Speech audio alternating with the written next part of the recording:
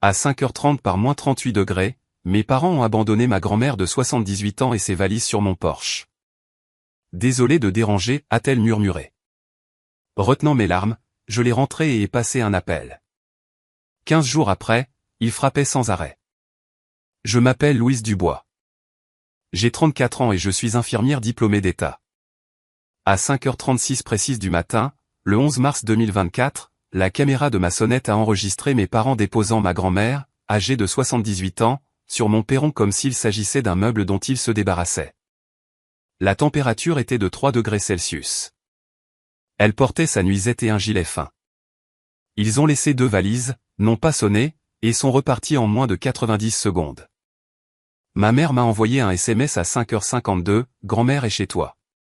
Julien a besoin de son espace. Nous savons que tu comprendras. » Ils ignoraient que je conserve des archives de tout. Ils ignoraient qu'en tant qu'infirmière, j'ai l'obligation légale de signaler les maltraitances sur personnes âgées. Et ils ne savaient certainement pas que je documentais discrètement leur traitement de mamie depuis 4 mois. Ce que mes parents pensaient être la solution à leurs problèmes de stress liés à la start-up de leur fils d'or est devenue la plus grande erreur de leur vie. Tout commence le lendemain de leur abandon, 6h36 après leur départ. Mon mari, Marc, me secouait l'épaule. Sa voix était tendue, « Louise, réveille-toi. Ton téléphone n'arrête pas de sonner. » J'ai tendu la main à travers le brouillard du sommeil. 14 appels manqués d'un numéro inconnu. Puis j'ai vu la notification de notre sonnette Ring, détection de mouvement. 5h36 du matin. Marc était déjà en train d'ouvrir l'application. Nous avons regardé ensemble. Le Honda CR-V argenté, la voiture de mes parents, est entré dans notre allée.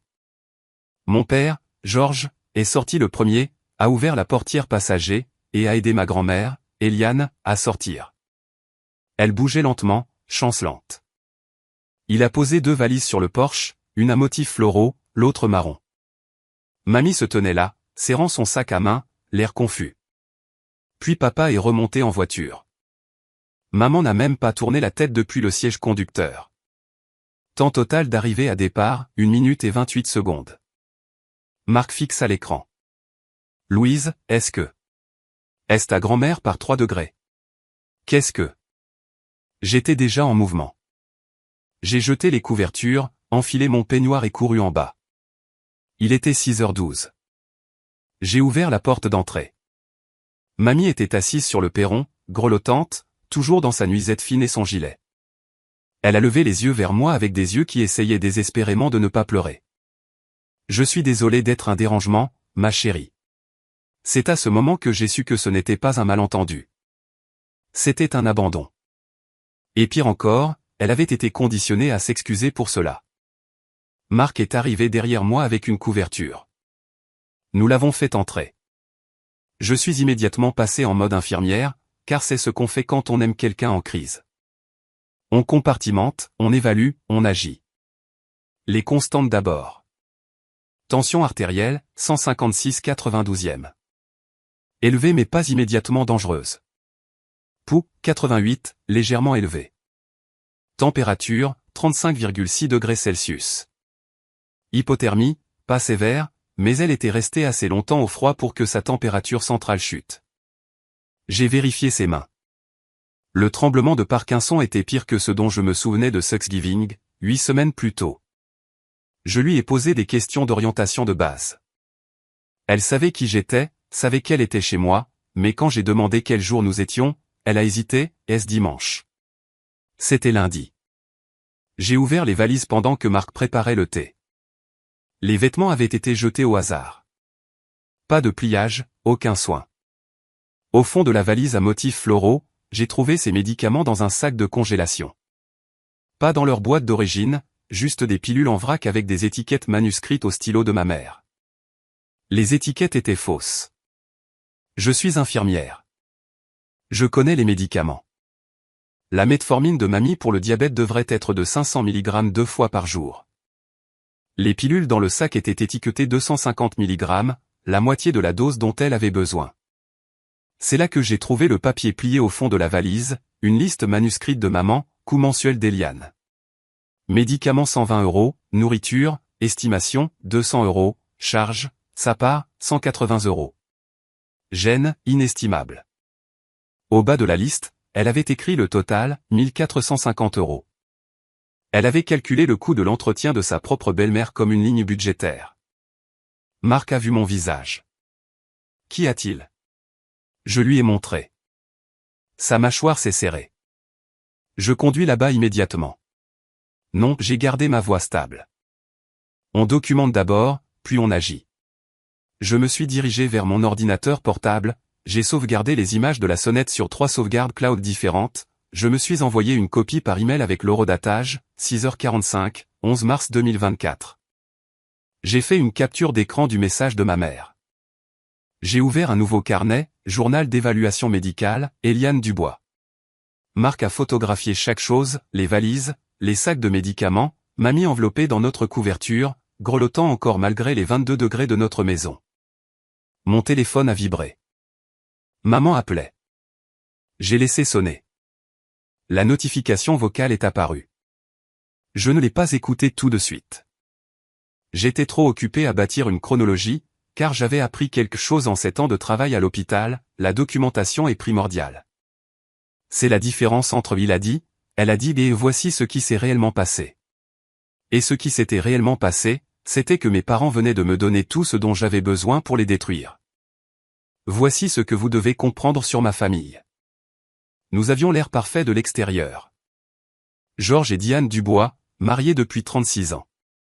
Papa travaillait comme contremaître dans une usine jusqu'à sa retraite l'an dernier. Maman était secrétaire à notre église, la première communauté biblique, le genre d'endroit où tout le monde se connaît et où les apparences comptent plus que la vérité. Ils ont élevé 2 enfants, moi et mon frère Julien. Julien a 5 ans de moins que moi, et dès sa naissance, il était brillant, doué, destiné à de grandes choses. Quand j'ai obtenu mon diplôme d'infirmière à 23 ans et ma licence d'IDE, mes parents ont dit, c'est bien, ma chérie. Quand Julien a abandonné l'université en 3e année pour lancer une société de technologie, ils lui ont organisé une fête et lui ont donné 15 000 € de capital de départ. Cette société a fait faillite en 8 mois. Puis il en a lancé une autre. Elle a aussi échoué. Puis une 3e. Chaque fois, mes parents l'ont sauvé. C'est un visionnaire, Louise, m'a dit ma mère il y a 3 ans à Noël. Toi, tu travailles juste pour quelqu'un d'autre. Il y a une différence. La différence était apparemment que je payais mes propres factures et lui non. Julien a 29 ans maintenant. Il n'a jamais occupé un emploi de plus de 6 mois. Mais il a confiance, il a du charisme, et il a des parents qui croient que le potentiel de leur fils est plus important que la réalité. Ce qui nous amène à mamie. Eliane Dubois a emménagé chez mes parents il y a 6 ans, après la mort de mon grand-père. Elle avait de l'argent provenant de l'assurance vie de papy et de la vente de leur maison, environ 120 000 €. Ce n'était pas une fortune, mais assez pour vivre confortablement ces dernières années. Elle avait 72 ans à l'époque, en bonne santé, indépendante.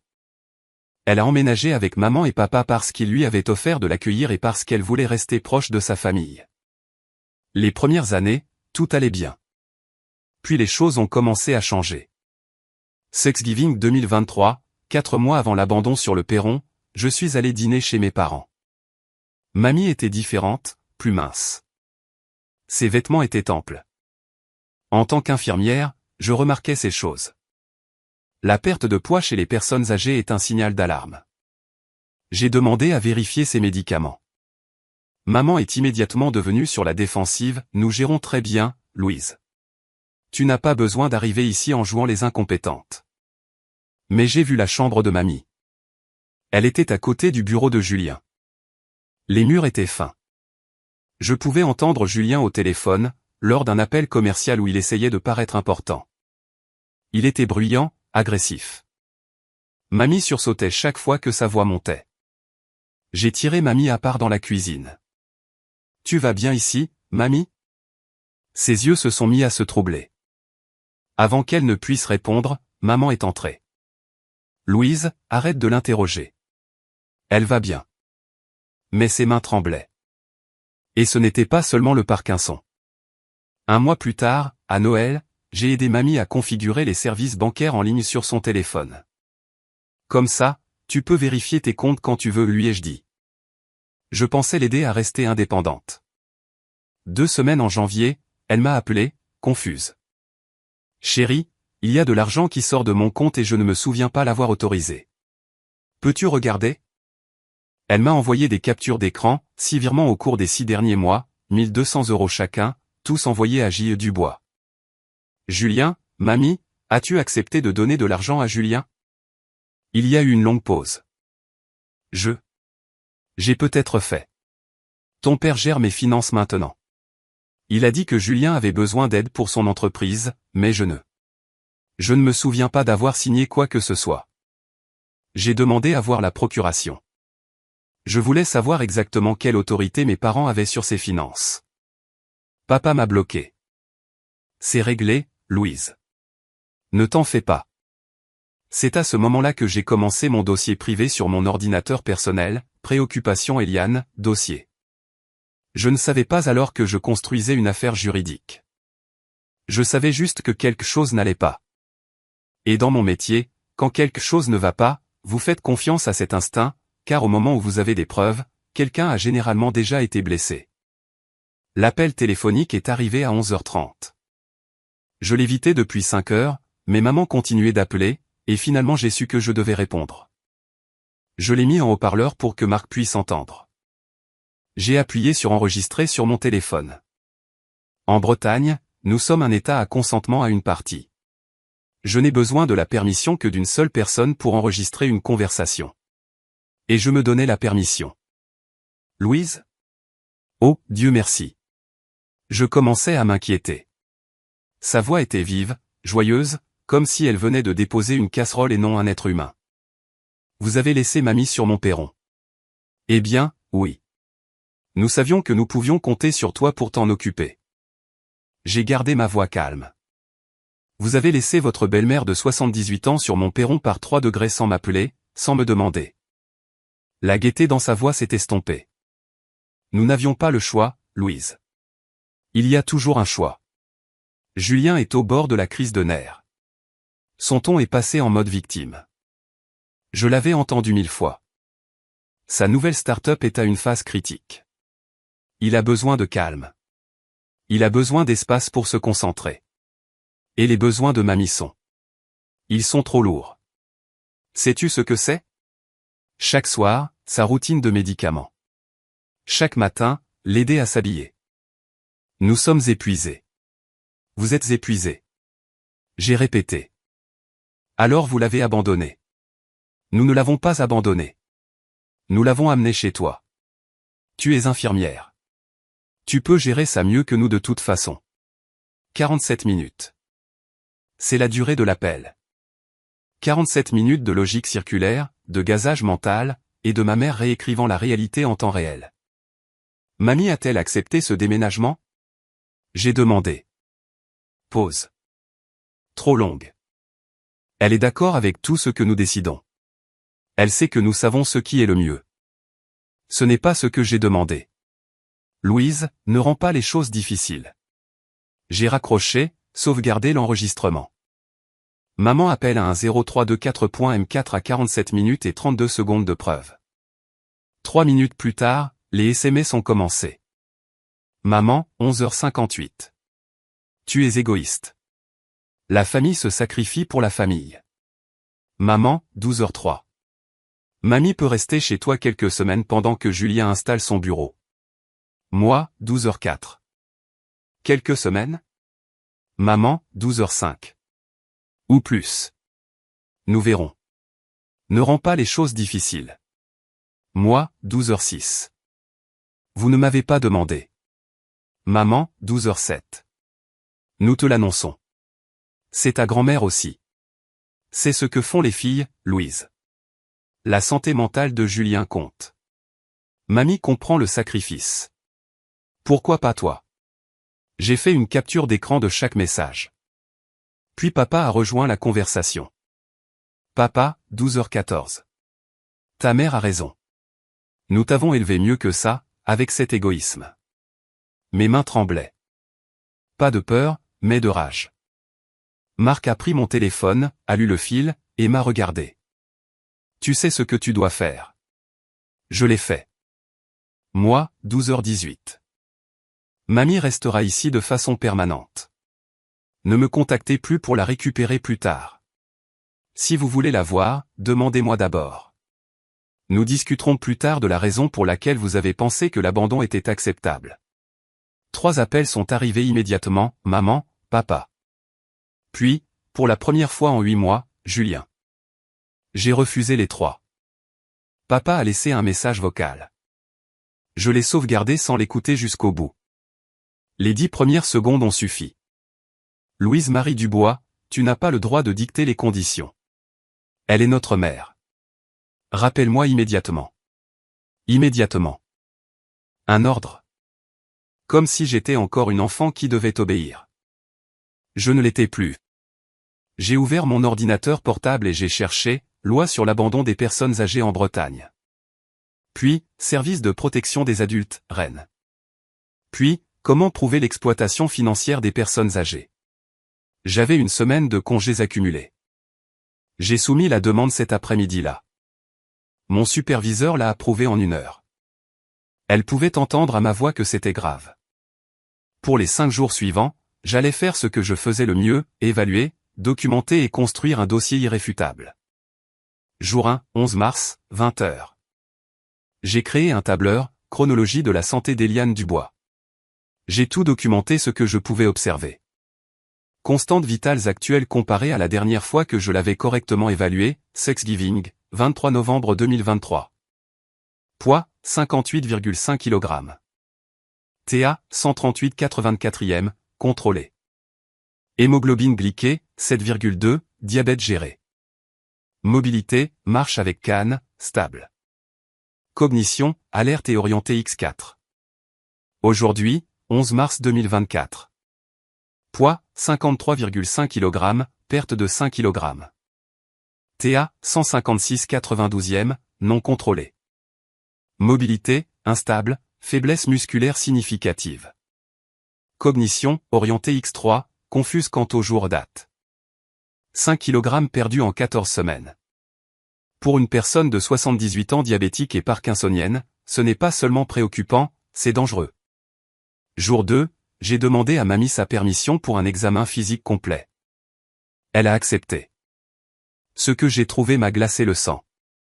3 escarres. Stade 2, une sur le bas du dos, 2 sur les hanches. Celle-ci ne se développe pas en une nuit. Les ulcères de pression de stade 2 mettent des semaines d'immobilité et de repositionnement inadéquats pour se former. Atrophie musculaire significative dans les 2 jambes, suffisante pour que je puisse la mesurer. Ses mollets étaient 15% plus petits qu'ils ne devraient l'être pour quelqu'un de sa taille. Ongles longs, jaunis, épais. Personne ne l'aidait pour l'hygiène de base. J'ai tout documenté avec des photographies, des mesures, des notes cliniques. Ce n'était plus de la simple négligence. C'était une preuve médicale de maltraitance prolongée. Puis j'ai trouvé le journal des médicaments. Caché au fond de sa valise se trouvait un cahier à spirale. L'écriture de ma mère. Un journal des médicaments de mamie des 3 dernières semaines. 9 entrées marquées et sautées. Eliane a refusé. 9 doses d'insuline prétendument refusées par la patiente. J'ai montré le cahier à mamie. As-tu refusé ton insuline ces jours-là? Elle avait l'air confuse. Non, je prends toujours mes médicaments. Je ne refuse jamais. J'ai encerclé les dates, lui demandant ce dont elle se souvenait pour chacune. 28 janvier. Je me souviens avoir demandé mon insuline. Diane a dit qu'elle l'apporterait après le dîner. Je ne pense pas qu'elle l'ait fait. 3 février. Je ne me souviens pas du tout de ce jour-là. 10 février. Julien avait des invités. Je suis resté dans ma chambre. Je ne pense pas que quelqu'un soit venu me voir. La patiente n'a pas refusé de médicaments. La patiente s'est vue refuser des médicaments. Jour 3, j'ai appelé le médecin traitant de mamie, Dr. Bernard Leroy. J'avais travaillé avec lui auparavant. Nous avions tous 2 participé à des journées de santé à l'hôpital. Il me connaissait en tant que professionnel. Docteur Leroy, j'appelle au sujet de ma grand-mère, Eliane Dubois. Je suis sa petite fille, mais je suis aussi infirmière diplômée, et je dois signaler des préoccupations. J'ai gardé un ton clinique. Pas d'accusation pour l'instant, juste des faits. Il a consulté son dossier pendant que nous parlions. Louise, je n'ai pas vu Eliane depuis 4 mois. Ces 3 derniers rendez-vous ont été annulés. Annulés par qui? Laissez-moi vérifier. Les appels provenaient d'eux. Il est indiqué ici que le membre de la famille a déclaré que la patiente refusait de venir au rendez-vous. Ma grand-mère, qui n'avait jamais manqué un rendez-vous médical de sa vie, refusait soi-disant les soins. Docteur Leroy, je regarde Eliane en ce moment même. Elle a des ulcères de pression de stade 2, une perte de poids significative, et des preuves de mauvaise gestion des médicaments. Je ne crois pas qu'elle ait refusé ces rendez-vous. Silence à l'autre bout. Alors je vais faire une note dans son dossier. C'est préoccupant, Louise. Je documente tout. J'aurai peut-être besoin de vos dossiers pour un rapport formel. Vous les aurez. J'ai raccroché et j'ai ouvert un nouveau document sur mon ordinateur, dossier de preuve. Eliane Dubois. 14 pages, 23 pièces justificatives photographiques, une chronologie de 6 mois cartographiant son déclin de santé directement lié au mois passé avec mes parents. 47 preuves cataloguées et croisées. Je l'ai sauvegardé sous Eliane-Dubois-négligence-fal.pdf. Le 16 mars, 22h30. J'ai regardé le fichier PDF pendant un long moment. Ce n'était plus une dispute familiale. C'était une affaire juridique. Demain, je franchissais une ligne que la plupart des gens ne franchissent pas. J'allais signaler mes propres parents à l'État, mais je suis infirmière. J'ai prêté un serment, et ce serment n'a pas de clause d'exception pour la famille. Les relevés bancaires racontaient une histoire que mes parents ne voulaient que personne ne lise. Le 17 mars, après 5 jours de médicaments appropriés et 3 repas équilibrés par jour, j'étais assise avec mamie. Son esprit était déjà plus vif. Drôle d'effet quand on dose quelqu'un correctement. Mamie, pouvons-nous regarder ensemble votre compte bancaire? J'ai besoin de comprendre où est passé votre argent. Est-ce que ça vous convient? Elle a hoché la tête immédiatement.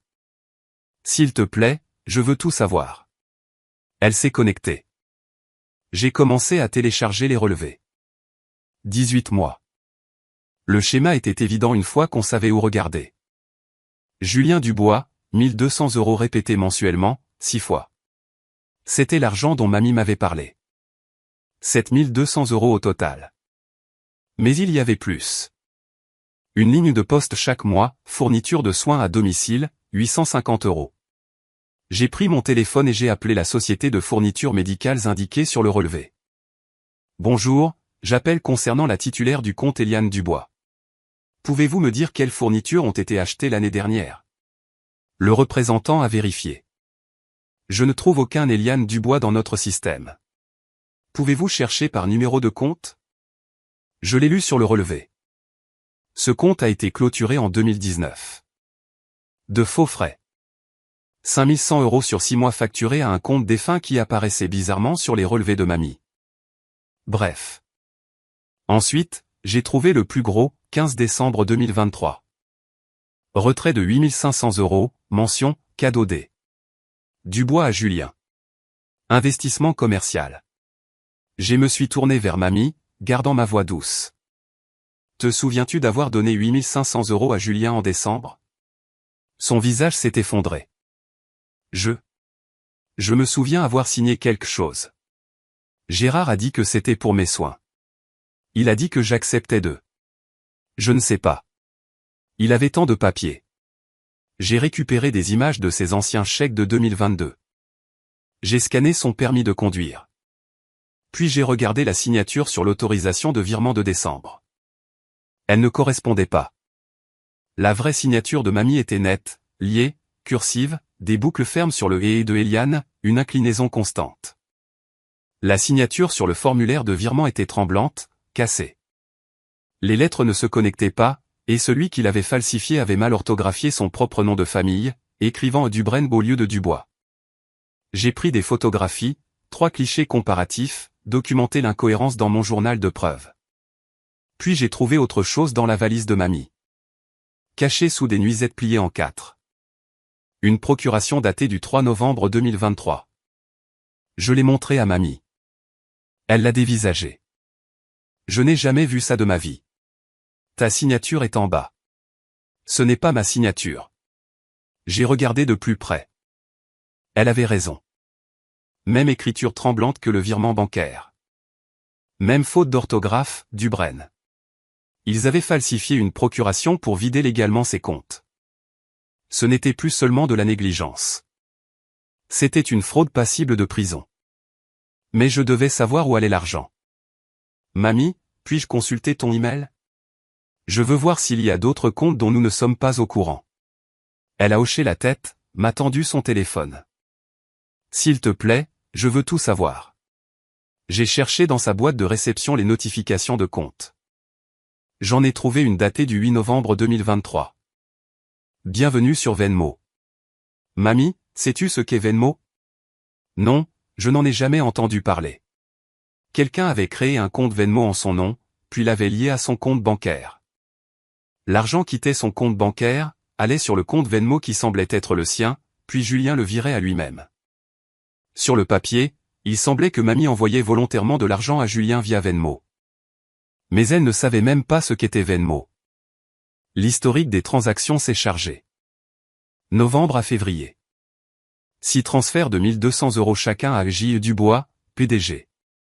Puis, comme une horloge, Julien virait immédiatement cet argent, 600 € vers le site de Paris Sportif Paris Propre, 400 € vers un portefeuille crypto-monnaie et Coinbase, 200 € pour le loyer payé à Georges et Diane.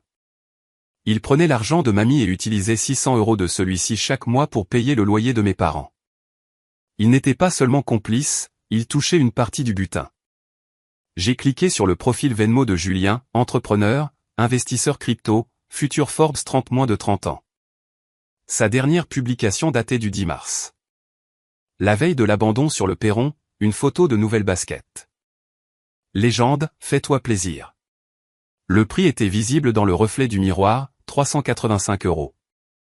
Il dépensait 385 € en chaussures pendant que ma grand-mère était sous-alimentée et sous-médicamentée. J'ai tout sauvegardé, capture d'écran, PDF, journaux de transactions. Puis j'ai fait les comptes. Mamie avait 120 000 € en 2018 quand elle a emménagé chez mes parents, il y a 6 ans. Maintenant, il lui restait 38 000 €, 82 000 € disparus. Une partie était légitime, ses vrais médicaments, les franchises, les vrais frais de subsistance sur 6 ans.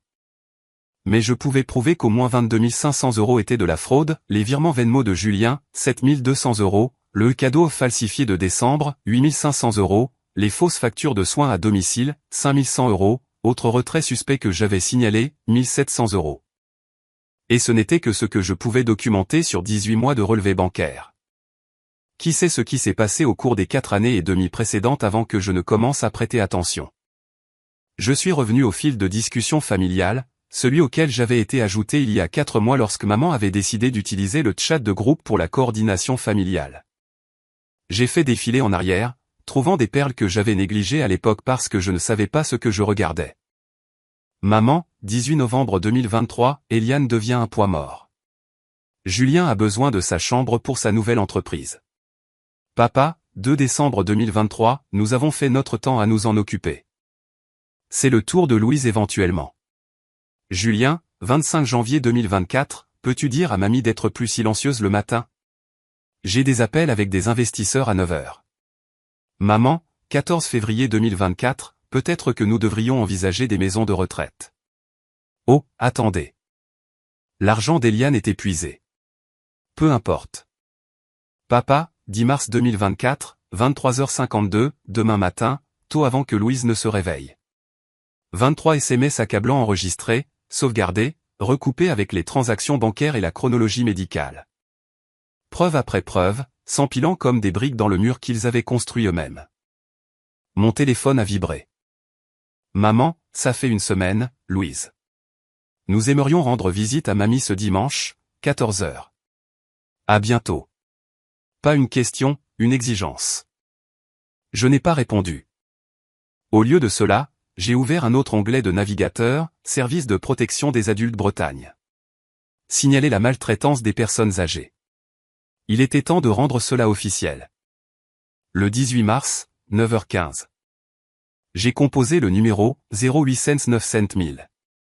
Une femme a répondu, ligne d'accueil des services de protection des adultes. Comment puis-je vous aider? Je souhaite signaler des sévices et une exploitation financière envers une personne âgée. Êtes-vous la victime présumée? Non, je suis la petite fille, mais je suis aussi infirmière diplômée, ce qui fait de moi une personne tenue de signaler. Son ton est devenu professionnel, concentré. Je vais devoir recueillir des informations.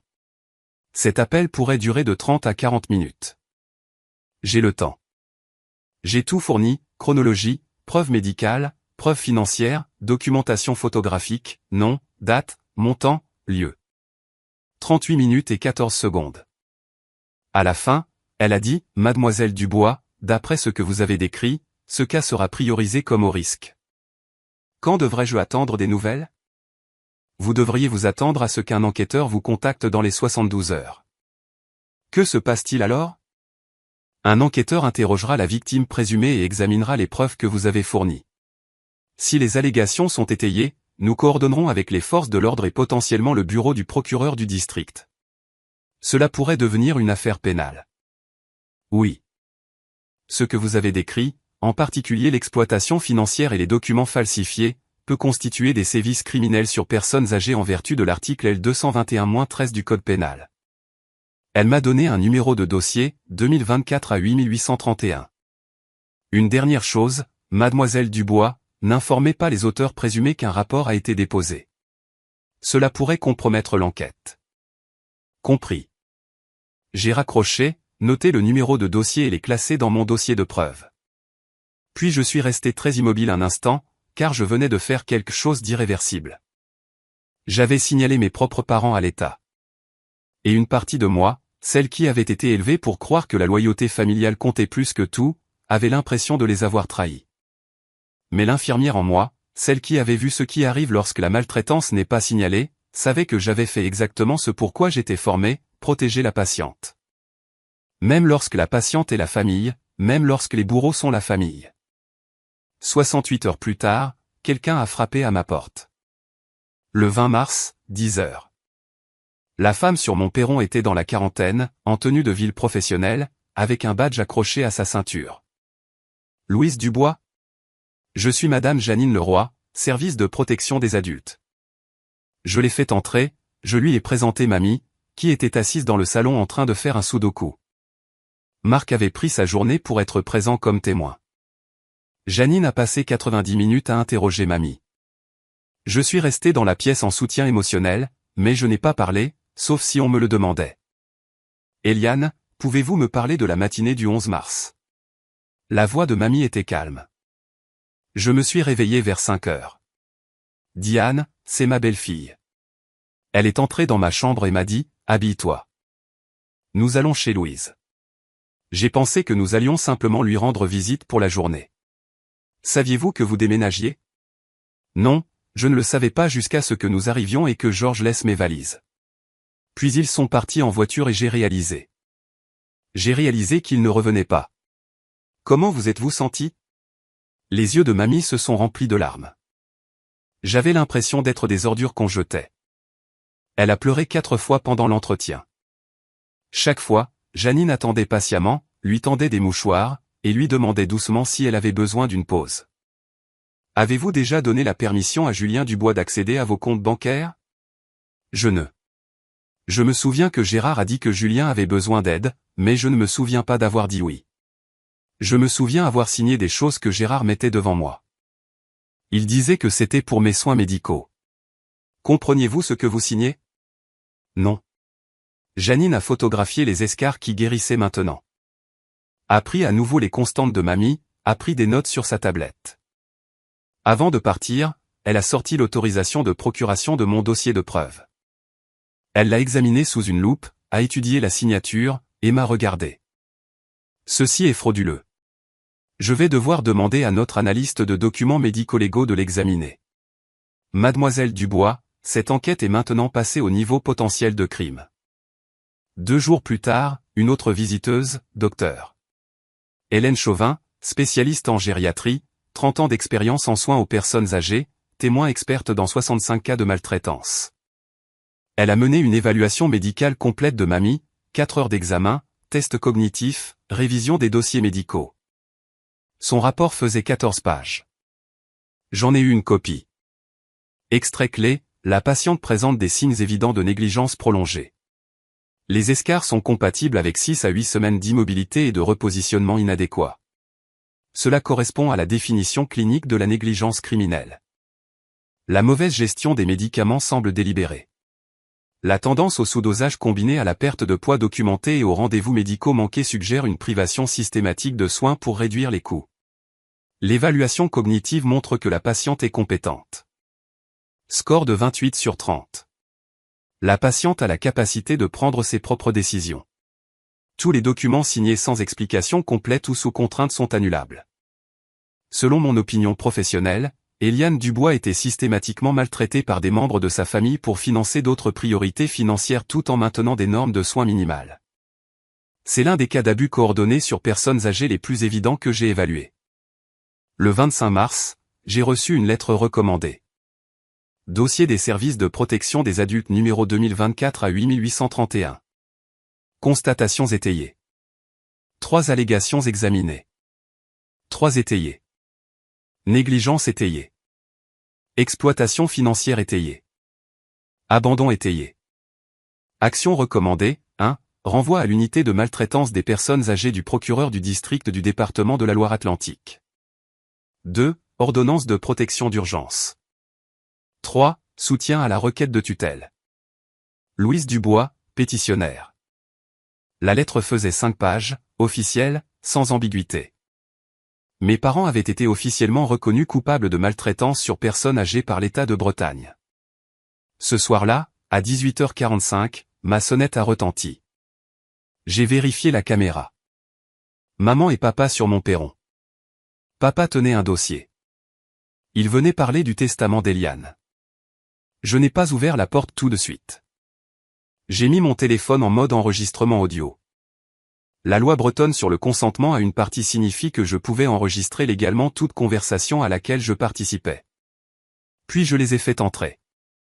Marc se tenait derrière moi, témoin silencieux. Papa n'a pas perdu de temps. Nous devons discuter de la planification successorale d'Eliane. Non, nous ne le devons pas. Le visage de maman était rouge et ruisselant de larmes. Elle avait pleuré en venant. Louise, s'il te plaît. Nous devons être raisonnables. Raisonnable ? J'ai gardé ma voix plate. Vous l'avez abandonné sur mon perron. Je ne suis pas sûr que vous sachiez ce que ce mot signifie. Papa a ouvert son dossier. Des papiers juridiques. Nous avons consulté un avocat. Eliane doit mettre à jour son testament. Compte tenu des besoins commerciaux de Julien et de nos années de soins, la succession de mamie n'est plus votre préoccupation. Le visage de maman est devenu pâle. Excusez-moi. Les services de protection des adultes ont enquêté. Les 3 allégations ont été étayées. Vous êtes tous deux nommés auteurs de maltraitance sur personnes âgées. La pièce est devenue silencieuse. Puis papa a explosé. Tu nous as dénoncés au gouvernement ? J'ai signalé la maltraitance. Le gouvernement est d'accord avec moi. C'est de la folie. La voix de maman est devenue plus aiguë. Nous lui avons donné un foyer. Vous lui avez donné des escarres et vous avez volé son argent. Nous n'avons rien volé. C'était des cadeaux. Elle a accepté. J'ai sorti mon téléphone, lu dans mes notes, Eliane Dubois est atteinte de la maladie de Parkinson et de diabète. Vous l'avez sous-médicamenté pour économiser 40 € par mois. Vous avez falsifié des journaux de médicaments. Vous avez falsifié sa signature sur des documents financiers, en orthographiant mal son nom au passage. Son consentement n'était pas seulement contraint, il était fabriqué. Le visage de papa est devenu rouge. Tu n'as aucune idée de ce dont tu parles. Je suis infirmière diplômée. La documentation médicale est littéralement mon travail. Maman s'est remise à pleurer, sanglots de tout le corps. Ça va nous détruire, Louise. Notre réputation à l'église, le poste de retraite de Gérard au district scolaire.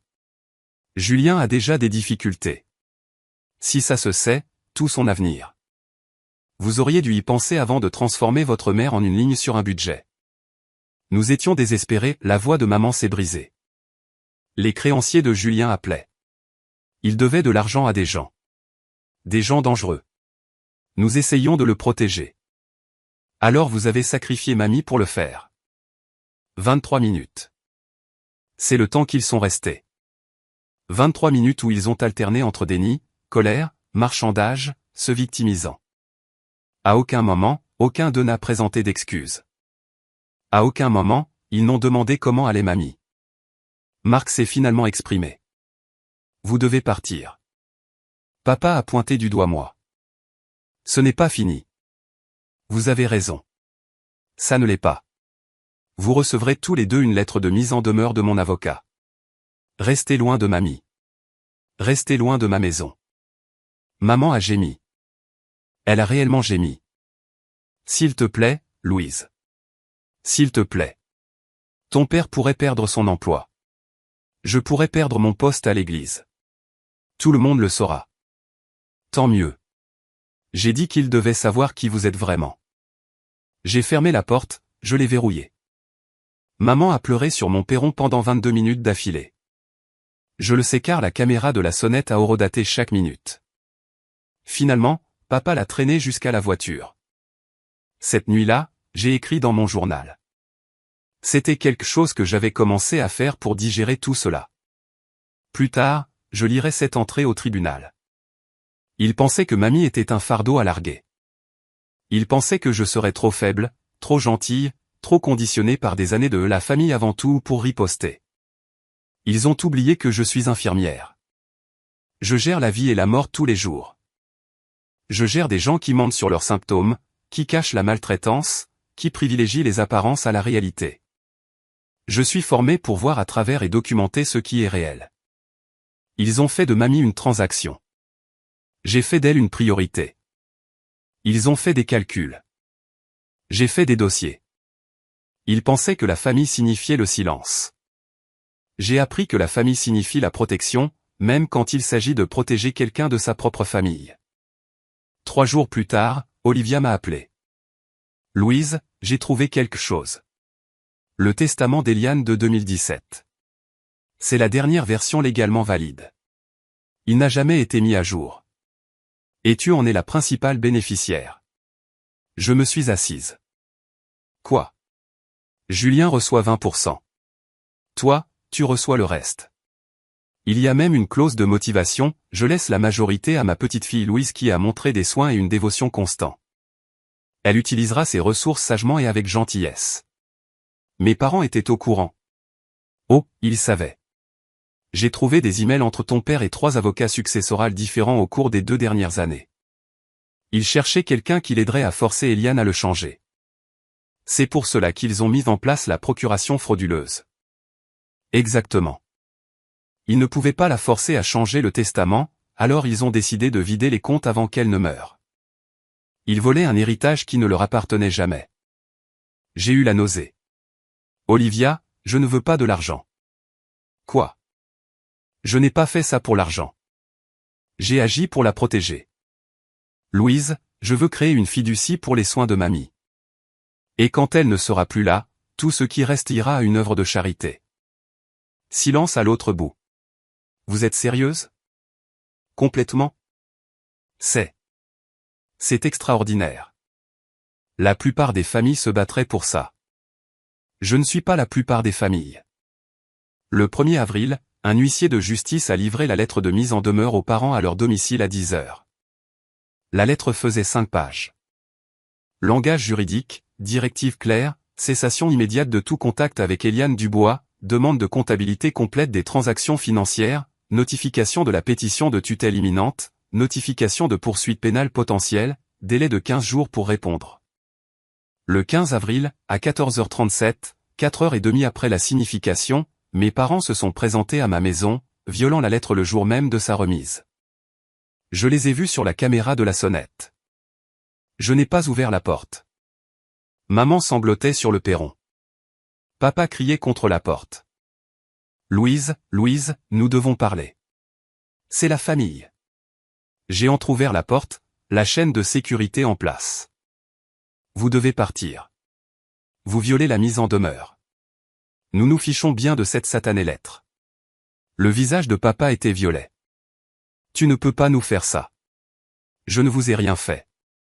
J'ai protégé mamie. Nous sommes sa famille. Vous avez perdu ce droit quand vous l'avez sous-médicamenté pour économiser de l'argent. Papa a sorti son chéquier.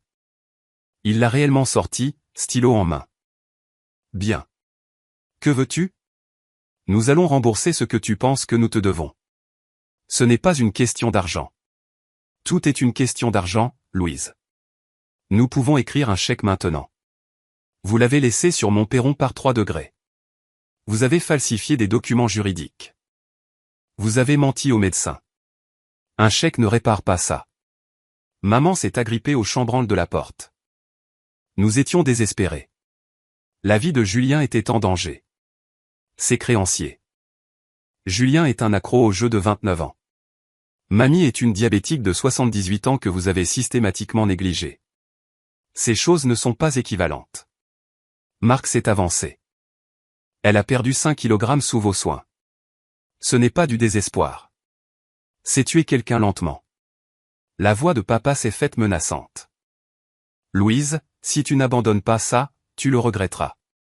Votre avocat devrait vous dire d'arrêter de venir chez moi. Et fermez la porte, je l'ai verrouillée. Maman a hurlé, elle a réellement hurlé, puis s'est effondrée en sanglots. J'ai enregistré l'interaction entière. 15 minutes de mes parents violant un ordre légal, offrant des pots de vin, proférant des menaces. Ils sont restés sur mon perron pendant 22 minutes de plus.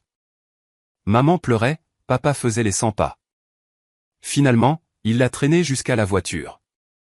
Ce fut la dernière fois que je les ai vus en personne depuis plus d'1 an. Mais Julien avait encore un dernier appel à passer. Le 25 mars, 19h20. Mon téléphone a sonné.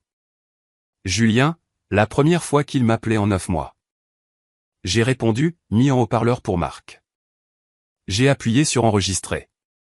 Tu as tout ruiné. Pas de bonjour, pas de comment vas-tu, juste des cris. Julien, j'étais sur le point de conclure avec un investisseur. J'avais quelqu'un prêt à mettre de l'argent réel dans mon entreprise. Maintenant, mes parents paniquent. Les policiers posent des questions, et c'est de ta faute. J'ai attendu qu'il ait fini. Tu as fini? Tu es tellement moralisatrice. Mamie allait bien.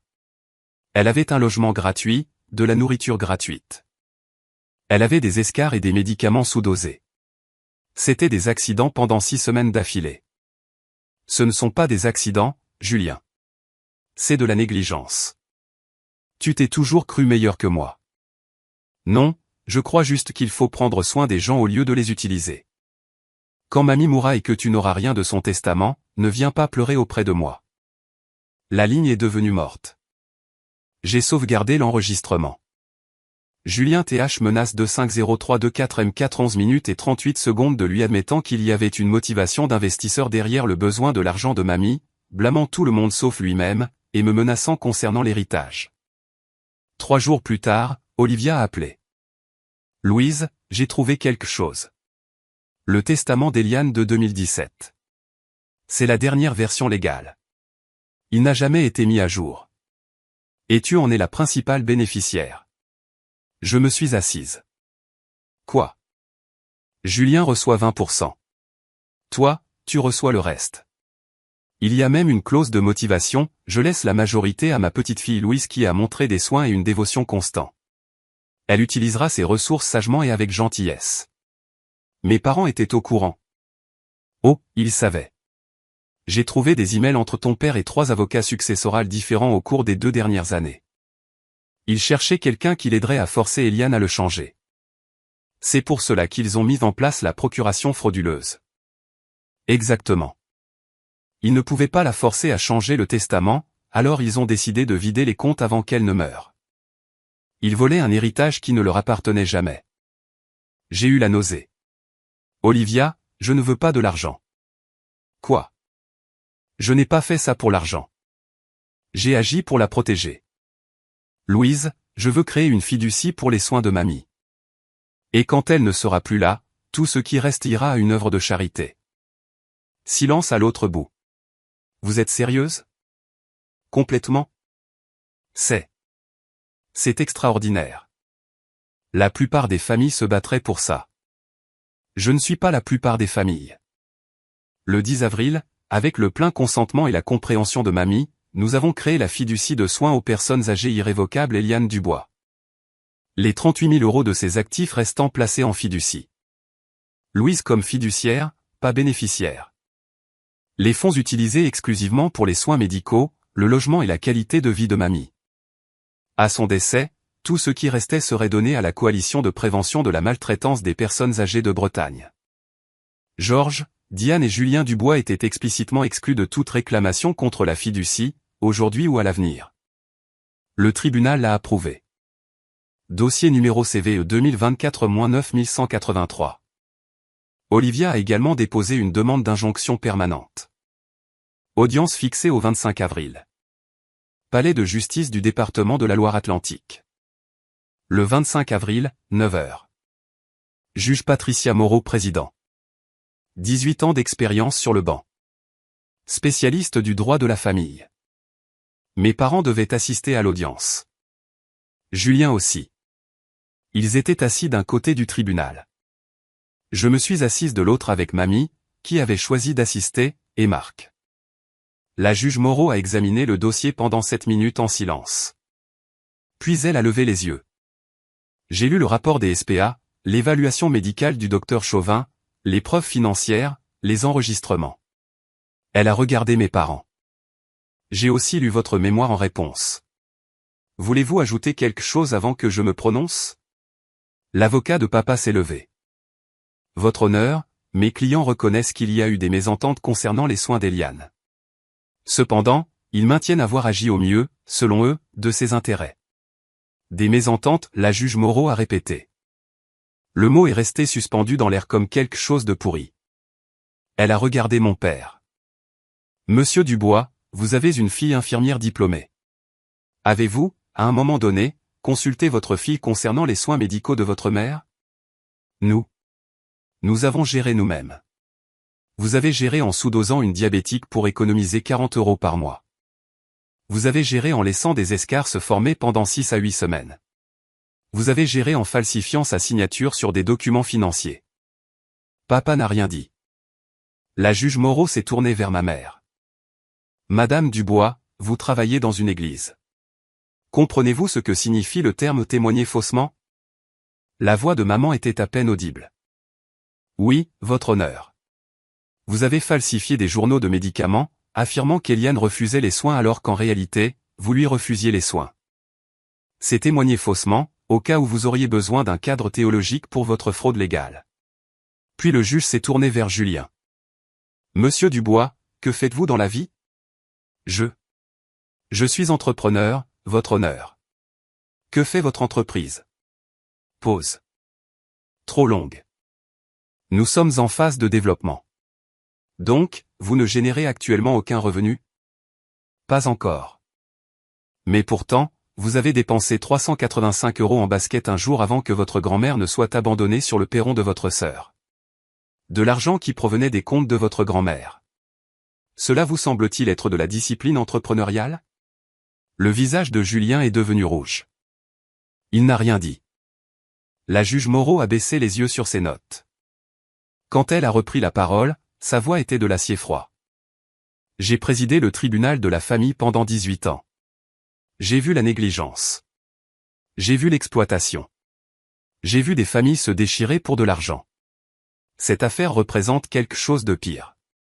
C'est une cruauté calculée masquée en devoir familial. Et Madame Dubois, vous n'avez pas simplement négligé votre mère. Vous l'avez systématiquement exploitée pour un gain financier tout en externalisant le fardeau de ses soins. Vous avez sous-médicamenté une diabétique pour réduire les coûts. Vous avez falsifié des dossiers médicaux. Vous avez falsifié des documents juridiques. Vous avez abandonné une femme âgée dans un froid proche du zéro plutôt que d'avoir une conversation adulte sur les ressources. Julien Dubois, vous vous êtes enrichi grâce à la capacité diminuée de votre grand-mère tout en ne contribuant en rien à ses soins. Et Louise Dubois, elle a regardé vers moi. Vous avez fait ce qu'ils auraient dû faire. Vous avez protégé quelqu'un qui ne pouvait pas se protéger. Vous avez documenté les abus avec une précision professionnelle. Et vous avez établi une fiducie qui donne la priorité au bien-être de votre grand-mère plutôt qu'au gain personnel. Vous faites honneur à votre profession et vous êtes un modèle de ce que devrait être la responsabilité familiale. J'ai senti Marc me prendre la main. Ma décision est la suivante. Injonction permanente accordée. Georges Dubois, Diane Dubois et Julien Dubois sont bannis de tout contact avec Eliane Dubois. Distance minimale de 150 mètres en tout temps. Tutelle complète accordée à Louise Dubois.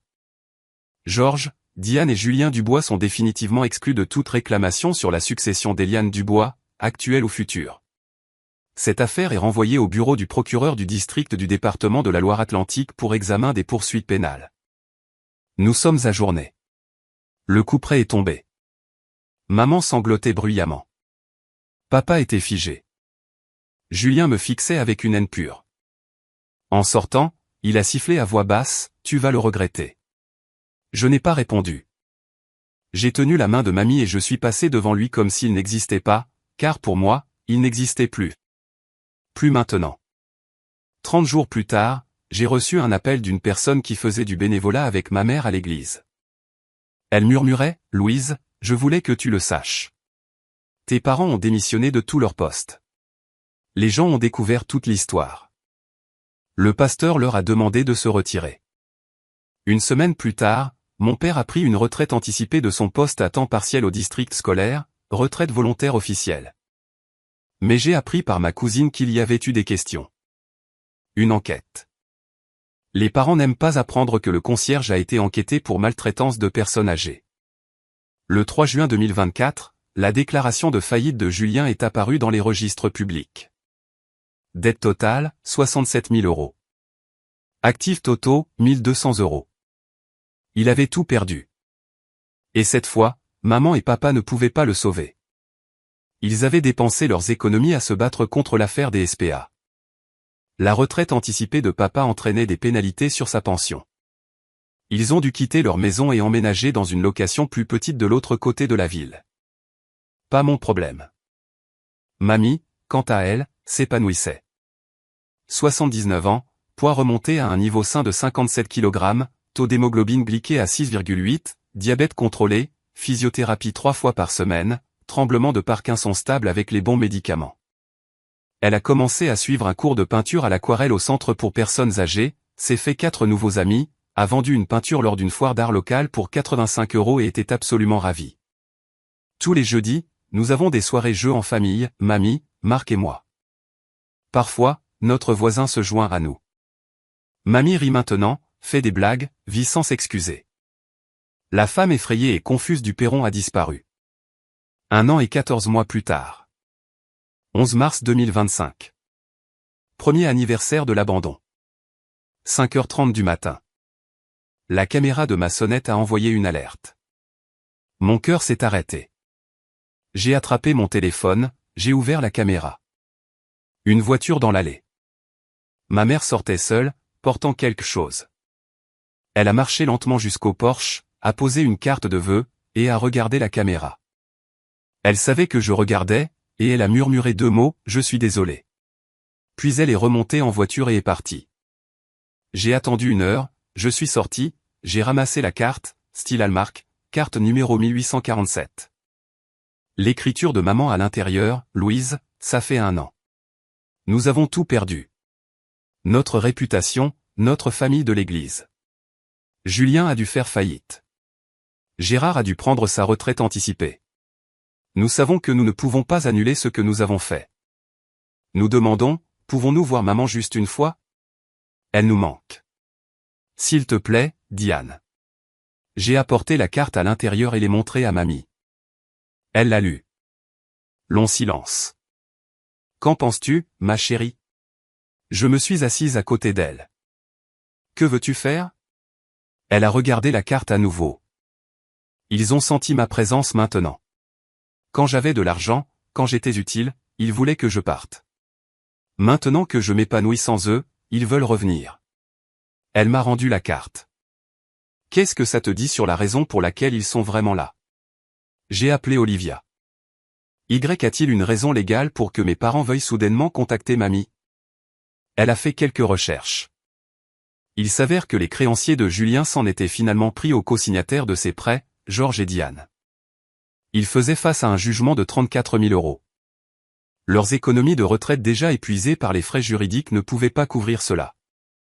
Ma cousine m'a envoyé un SMS une semaine plus tard, et, question bizarre. Ta mère a demandé à ma mère si mamie avait reçu de l'argent récemment ou si Louise cachait des actifs. Je pensais que tu devrais le savoir, ils sont en train de pêcher. Ils ne demandaient pas à voir mamie parce qu'elle leur manquait. Ils demandaient parce qu'ils étaient fauchés et espéraient qu'elle pourrait les sauver. J'ai tout dit à mamie. Son visage s'est durci d'une manière que je n'avais jamais vue auparavant. Je veux leur écrire une lettre, dit-elle. Tu m'aideras. Le 15 avril 2025. Mamie a dicté. J'ai tapé, à Georges et Diane. J'ai reçu votre carte. Vous dites que vous avez tout perdu. Laissez-moi vous dire ce que j'ai perdu quand j'ai vécu avec vous. J'ai perdu 5 kg parce que les repas étaient irréguliers et insuffisants. J'ai perdu ma mobilité parce que la kinésithérapie était trop chère. J'ai perdu ma dignité quand vous avez calculé ma valeur comme une facture de service public. J'ai perdu ma sécurité quand vous m'avez laissé sur un perron partant de gel parce que votre fils avait besoin de sa chambre. Vous avez perdu votre réputation. J'ai failli perdre la vie. La différence est la suivante, vous pouvez reconstruire une réputation en changeant votre comportement. Je ne peux pas reconstruire l'année de ma vie que vous m'avez volée par négligence systématique. Louise m'a donné quelque chose que vous ne m'avez jamais donné, elle m'a donné un choix. Elle m'a demandé ce que je voulais. Vous ne m'avez dit que ce que je coûtais. Je ne vous pardonne pas. Le pardon est pour les erreurs. Ce que vous avez fait était calculé. L'injonction reste en vigueur. Ne me contactez plus jamais. Nous l'avons envoyé en recommandé. Numéro de suivi 9405-8624-0185-9921. Ils l'ont reçu le 18 avril. Ce soir-là, un numéro bloqué a appelé mon téléphone. Je n'ai pas répondu. Message vocal de maman sanglotant, tu l'as retourné contre nous. Tu as empoisonné son esprit. Nous ne te pardonnerons jamais pour ça. Je l'ai supprimé sans l'écouter en entier, j'ai bloqué le numéro. Ce chapitre était clos. Le 11 mars 2026, deuxième anniversaire. Julien travaille maintenant dans un centre de distribution Target. 16,50 € de l'heure. Ses réseaux sociaux sont supprimés. La dernière fois que j'ai eu de ses nouvelles, il sortait avec quelqu'un de nouveau. Il ne lui avait rien dit de son passé. Georges et Diane vivent dans une petite location, 1200 € par mois. Gérard fait des travaux de conciergerie à temps partiel dans un autre district scolaire. Diane ne fait de bénévolat nulle part. Aucune organisation ne veut d'elle une fois qu'ils ont cherché son nom sur Google. Ils envoient une carte de Noël chaque année. Je la retourne sans l'ouvrir. Eliane a eu 79 ans le mois dernier. 14 personnes sont venues à sa fête au centre pour personnes âgées. Elle suit maintenant un cours d'aquarelle avancé, adore les podcasts de romans policiers, en particulier un appelé criminel. Elle note les blagues de Marc comme étant un 3 sur 10. Avec amour, Marc et moi avons construit un jardin accessible aux fauteuils roulants dans notre arrière-cour. Mamie s'en occupe tous les matins quand il fait beau. Elle vit avec nous de façon permanente. Une chambre au rez-de-chaussée de 12 pieds sur 14, environ 3,6 mètres x 4,2 mètres, fenêtre donnant sur le jardin. Ce matin, à 5h36, heure exacte il y a 2 ans, j'ai vérifié ma caméra de sonnette. Le perron était vide. Pas de valise, pas de femmes âgées grelottantes laissées comme des ordures. À 8h, la sonnette a retenti. Le facteur avec un colis. La commande de fourniture d'art de mamie. De nouveaux pinceaux. Un set de 6 alizarines cramoisies. Sa préférée. Les gens me demandent parfois si je regrette d'avoir signalé mes parents, d'avoir déchiré la famille. Voici ce que je leur réponds, ils ont déchiré la famille quand ils ont choisi le confort de Julien plutôt que la sécurité de mamie. Quand ils ont choisi l'argent plutôt que sa santé, quand ils ont choisi leur réputation plutôt que de faire ce qui était juste. Je n'ai rien déchiré. J'ai juste refusé de les aider à le cacher. Mamie n'a jamais été un fardeau. C'est une femme de 79 ans qui aime l'aquarelle, les podcasts et les blagues terribles. C'est une personne. Le fardeau était leur cruauté. Et je ne porte plus ça. Certains fardeaux vous apprennent ce qui compte. Certaines personnes n'apprennent jamais. Mais ceux qui apprennent, ils ont le droit de regarder les personnes qu'ils ont protégées s'épanouir.